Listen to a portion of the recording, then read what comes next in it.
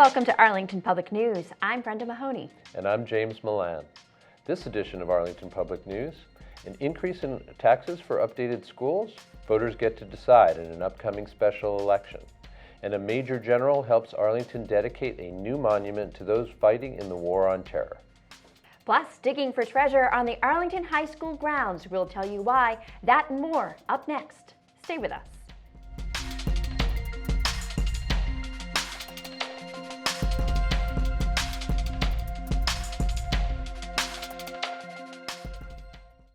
Homeowners in Arlington are being asked to foot the bill for several new school projects. A special town election will be held on Tuesday, June 14th. 3 questions on the ballot ask voters to approve a debt exclusion allowing the town to increase property taxes beyond 2.5%.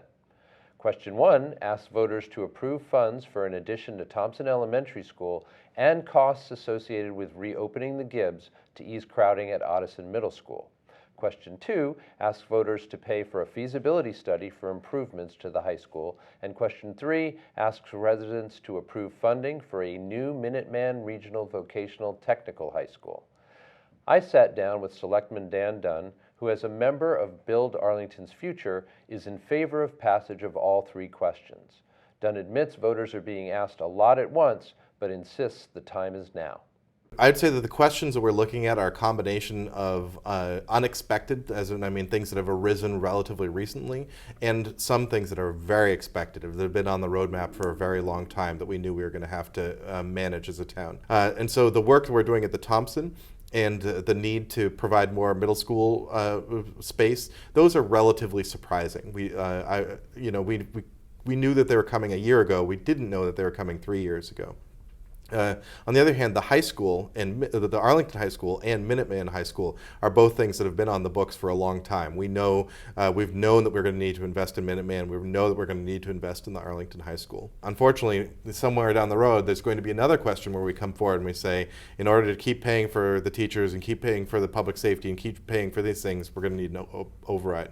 So while I definitely want everyone to support the questions on June 14th, I also want you to keep an eye out on the future and understand that this is not the last time that we're going to be talking to voters over the next several years.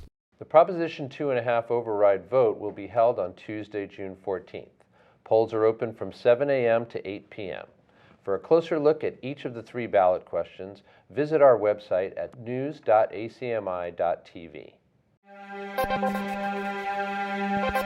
APN wanted to hear from residents regarding the upcoming Proposition 2.5 debt exclusion, so our new summer interns hit the streets to hear from you. Here's what they found. I'm Christina Guessferd here at Arlington Heights asking people what they think about the ballot questions concerning rebuilding Arlington Public Schools. Here's a sampling of their answers.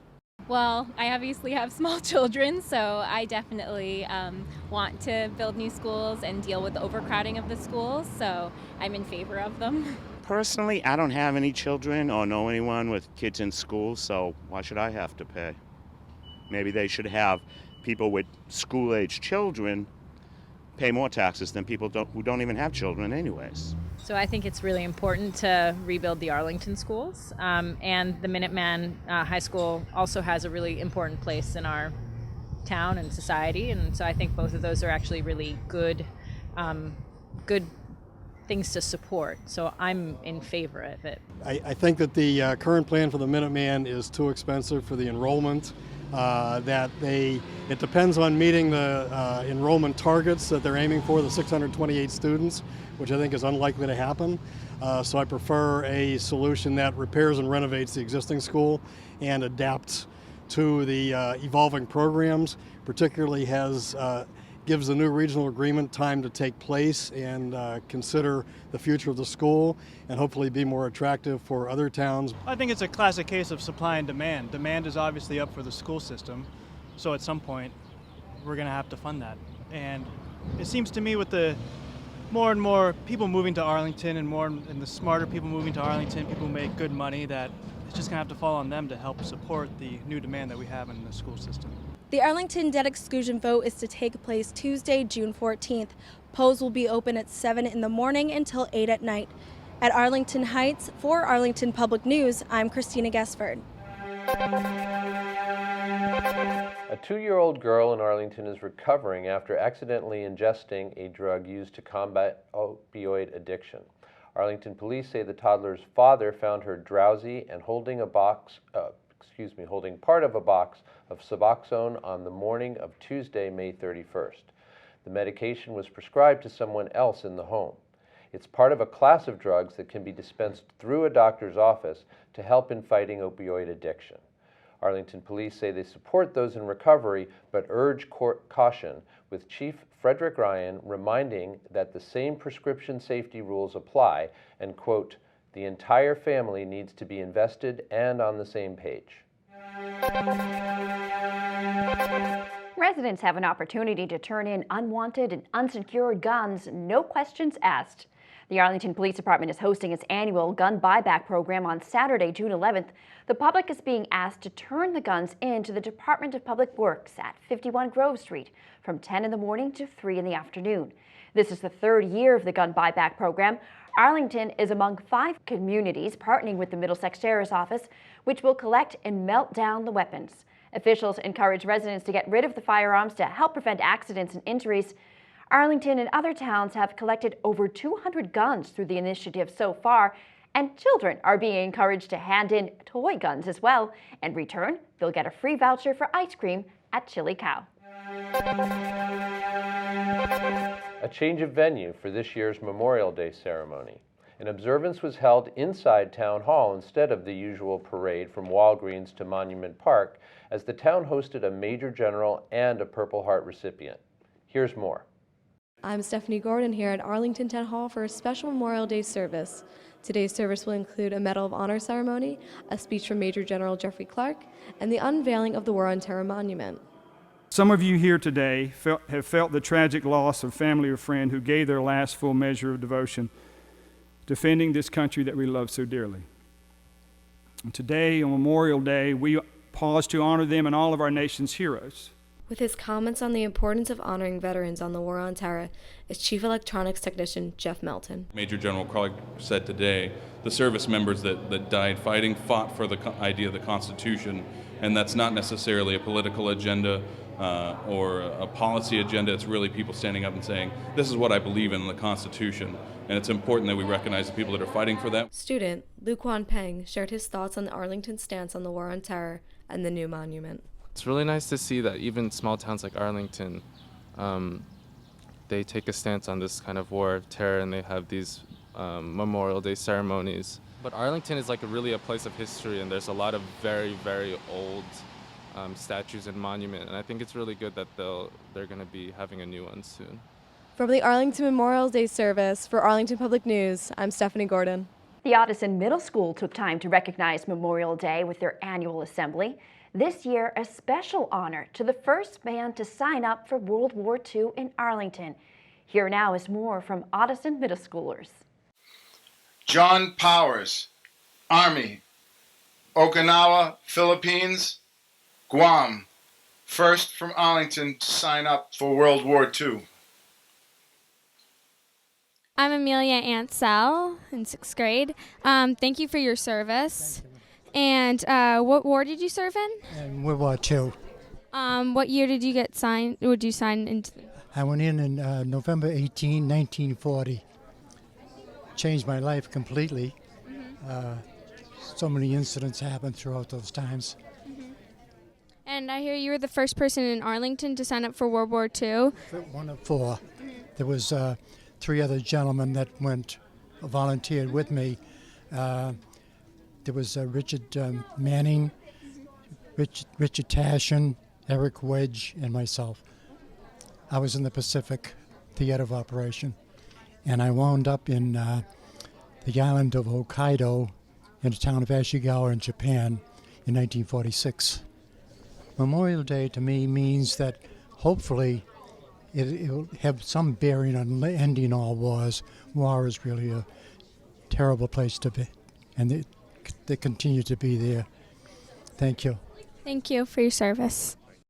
Wow, what an accolade for Mr. Powers. And it seemed like he had a newspaper clipping of the 4 individuals, the other 3 that he mentioned there, the first ones to volunteer from the town of Arlington to fight in World War II. That was remarkable, and you know, for a man this far removed from combat to speak about war that way, still, it's clear the impact that it has. He remembered their names, and he's over 100 years old. Yeah, no, this is that's very impressive. About time we honored him, if we haven't already. All right, well, after the break, a new tool for seniors to quickly check if they're being scammed. Plus, the remodeled Central Fire Station receives top awards for energy and environmental designs. We'll tell you how next. Stay with us. Hey guys, Oh, hey Studio Night. want to do something cool? Make TV with ACMi Studio Nights. I don't think we have time to make TV. That sounds hard. You have time to watch TV, but not to make TV? Well, Join ACMi Studio Nights to make TV with new friends, Wednesdays from 7 to 9 p.m. and get this tiny flashlight, unless you're scared. I'm not scared. You know we can still see you, right? No, you can't. Pretty sure we still can. Do you have what it takes to ride with the Studio Nights? Of course you do. Join us next Wednesday.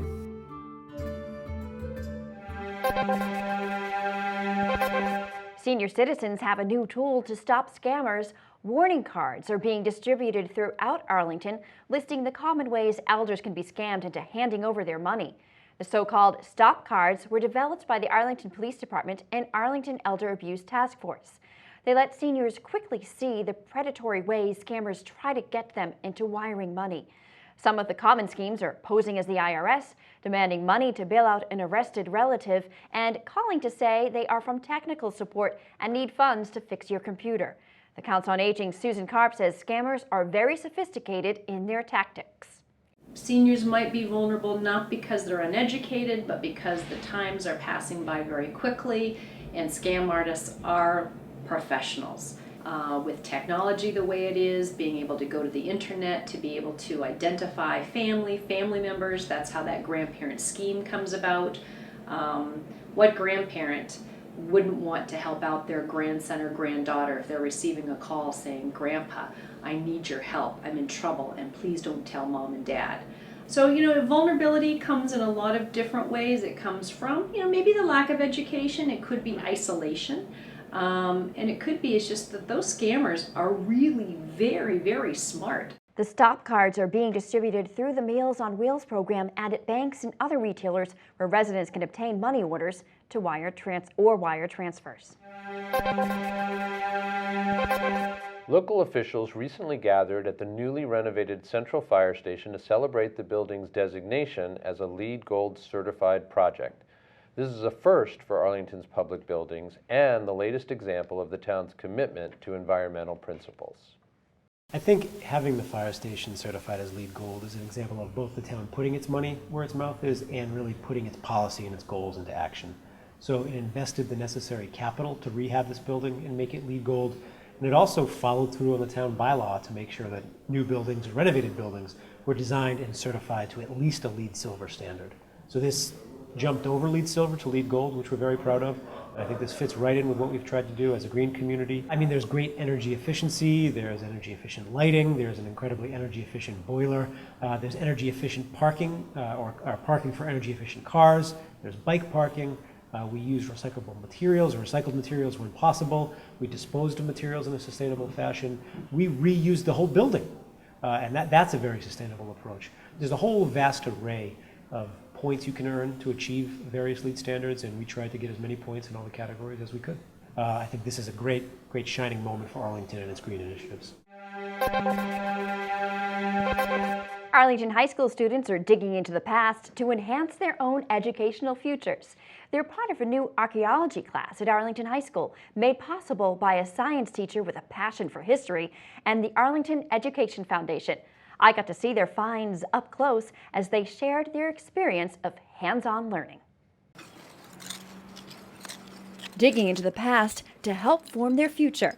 These Arlington High School seniors are on an archaeological dig of the school's front lawn, courtesy of a new elective sponsored by the nonprofit Arlington Education Foundation. We're excited about this especially because it's really a tangible program. A lot of the programs that we do tend to be a little bit more academic and they're not as easy to show, you know, where this is really a great program that you can really see in action. And you can see the kids really getting something out of it. The idea springing from Arlington High School science teacher Danielle Rad. With a master's in archaeological materials from MIT, she wanted to show students that other disciplines such as history can be built upon a foundation in science. Kind of shows students what's possible for like careers in the future in ways that apply science to more than just the typical three-course model in high schools like physics, biology, and chemistry. The different colors in the dirt represent a layer in time. And even though the students aren't digging that deep or going back that far, they are still learning about what life was like before they walked these grounds. So we have a lot of excess material here, probably because of the rain we've been having.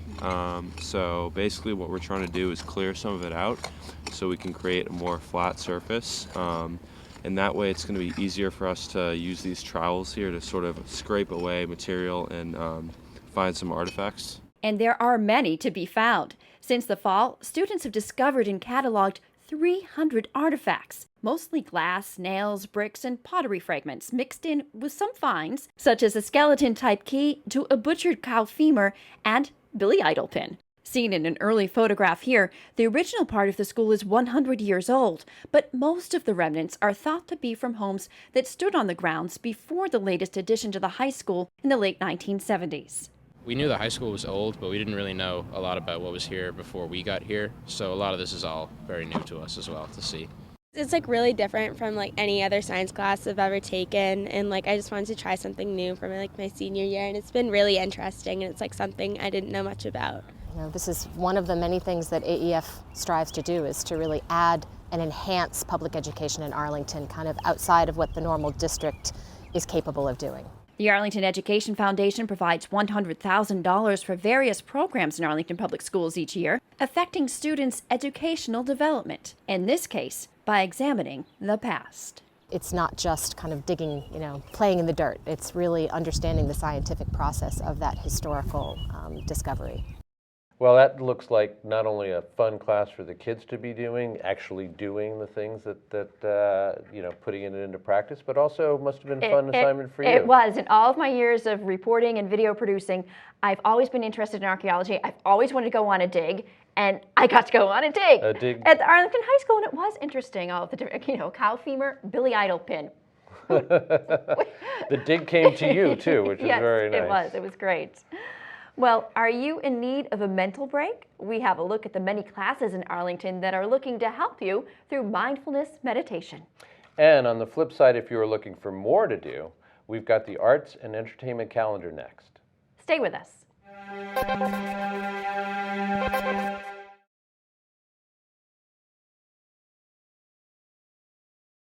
If you live in one of the 22 communities that appear on your screen now, you likely belong to the Mystic River watershed.